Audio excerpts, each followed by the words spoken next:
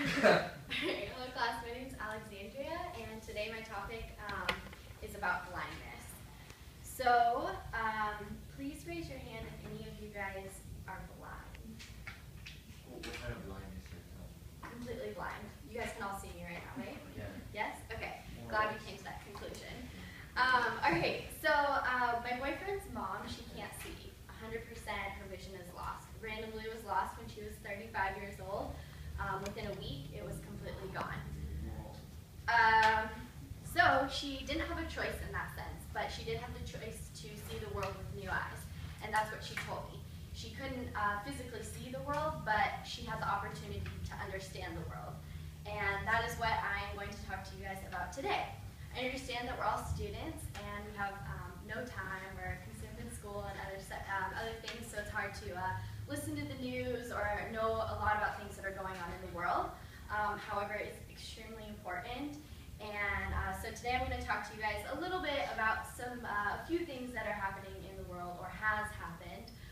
If I were to cover everything, I would be here for years. But we just have a few times for just a few things I thought that was important to bring to the table. So first I'm going to talk about a little bit of the history of the United States, then I'm going to go over the United States government, and then a little bit about foreign issues.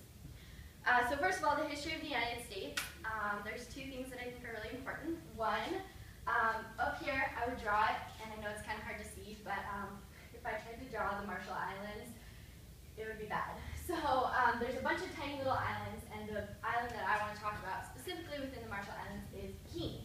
So Bikini is up here. I drew Australia just so you guys kind of know where it is on the map, because they're islands that aren't really talked about that much.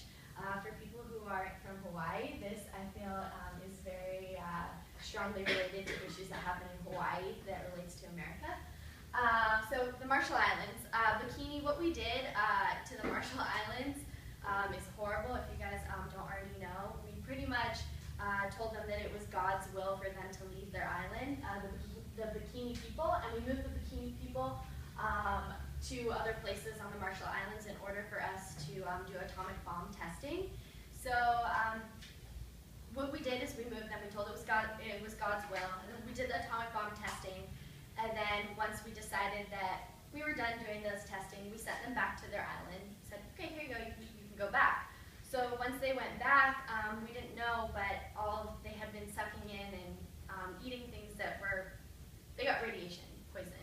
And so what happened is slowly but surely their bones and their body was deteriorating from the illness of radiation. We did tests on them to try and figure out what was wrong or how bad the situation was, and we didn't give them back the test because we pretty much figured out that it was really bad and we completely screwed them over. So we just decided kind of not to tell them, but we gave them compensation money, but not even enough compensation money to restart their agriculture or, improve their illnesses or sicknesses or whatnot. There's more to the story, but I'm trying to kind of get you guys to understand in the general aspect of it. So that's one thing that America did. Hoorah. And then another thing is the Espionage Act. Espionage Act of 1917 was pretty much where we took away the freedom of speech. Personally, I didn't even know that this happened. I know in U.S. history class in high school you go over really big important things like the Holocaust, slavery. But there's tiny little things that you either don't listen to or we don't even have time to talk about. And I think that this is one of them. I think it's really important because I never knew that. I kind of just thought once we declared that in the Constitution it was there and we never took it away, but we did. In 1917 it was taken away from us, and it was kind of in order for people to not be able to say that they didn't want to be drafted in the war. So people couldn't say anything war related or whatnot. We just had to go along with it. So moving on, sort of in the United States, but the United States government, which is my second point, politics. There's so many things that we don't know about politics, and I feel like especially in this age group, we don't have time to look at or research certain aspects, like, we will have no opinion on abortion because we don't have time to research it. So we don't want to put our opinion out there, and all this leads up to us not voting because we feel like we don't know enough to vote. So I think that it's really important that we learn certain things like that and have opinions on things so then we can vote. Another thing is the branches of government.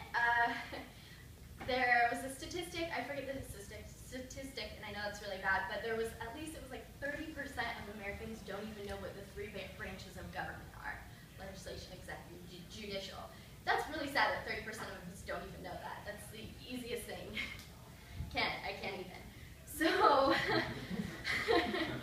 another thing is I actually have a question for you guys. Can anybody name somebody in the cabinet? Yeah. Shout it out if you can. Who? John Cena. John Bannon. Yeah. Anybody? The House of Speaker of the House. Speaker of the House. Is that okay? Well, my point is I don't know either. That's what news. Yes, he is. Who's this? Anybody know who this is? Yeah, Joe Joe Biden. Is he a part of the cabinet? Yes. Okay, then you guys know a little bit better than what I thought was, so I'm impressed. Thank you. No problem. But unfortunately, most Americans don't even know that the VP is part of the cabinet, which is really depressing because everybody knows who the VP is. So that should also be more informed. And then leading to my third point, which is foreign issues, and I'm mostly just talking about women and foreign issues because I obviously have a strong opinion about human rights with women. So I just decided that we talk about a little bit about just women. Sorry, guys. But hopefully you guys will, your heart will melt a little bit when I talk about this. So one of my points for women's rights, I have a quote to read off. In Kenya, 300 boys at a boarding school raped 71 girls in the girls' dormitory. The vice principal said the boys never meant any harm against the girls. He explained they just wanted to rape.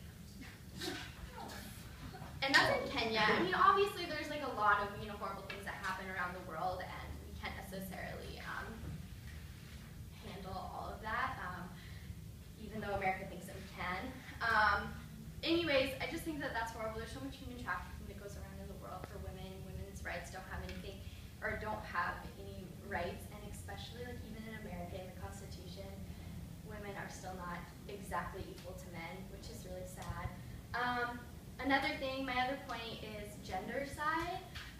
There's this movie called, what is it called? It's called It's a Girl. It's on Netflix. You should watch it. It's about India and China, and it's about how 200 million girls are missing, and so they can't find them. And pretty much what happens is India